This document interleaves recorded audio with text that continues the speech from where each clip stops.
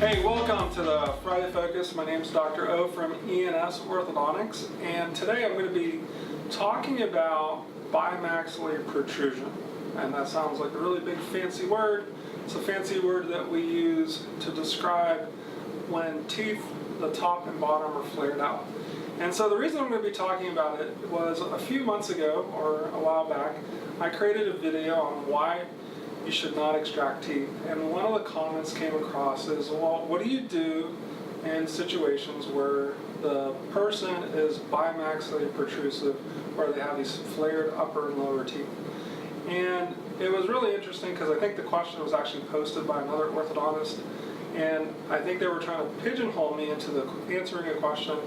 And I just don't have a steadfast rule on why every person who presents as bimaxillary protrusive, which is that flared upper teeth and lower teeth, needs to have extractions. And so, my response to the person was, or at least a comment was, one of the things that you want to do is you want to assess a couple different factors. And one of the factors that we assess here is what type of facial pattern the person has. And so everyone, whether it be me or someone else, they all have different facial types.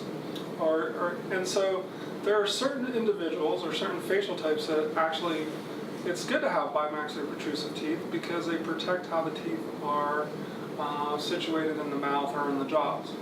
And so someone with a square jawline, that type of person or that facial type can withstand to have a little bit they can stand being a little bit bimaxillary protrusive. Another way is in different ethnicities. So if it tends to follow, there's in the African American community, in the Asian community, they tend to have a little bit more bimaxillary protrusion. And so a lot of times we really take into account all these factors before we decide whether that person needs to have teeth taken out. I think the other factor that comes into our decision is the type of braces that you're using. If you're using traditional braces, which a lot of doctors do, you're limited in how you're going to be able to treat bimaxillary protrusion. And typically the only way that you can do it is by taking out 4 teeth. And so in that question that was posted on our YouTube channel, I think that's what the doctor or the person who was posting it was trying to get me to say. And so there are times where it is necessary to take out teeth, but it's really a question of who that person is, how the teeth in that person's face fit, and how to achieve best function. And so I don't think as orthodontists we should just say, oh, because you're bimaxillary protrusive, you need to have teeth taken out, because we can actually cause more harm by taking out 4 teeth by putting that person in an unstable bite for that person's facial type. And so I'd like to just say that. And so these are like different factors that go into this question.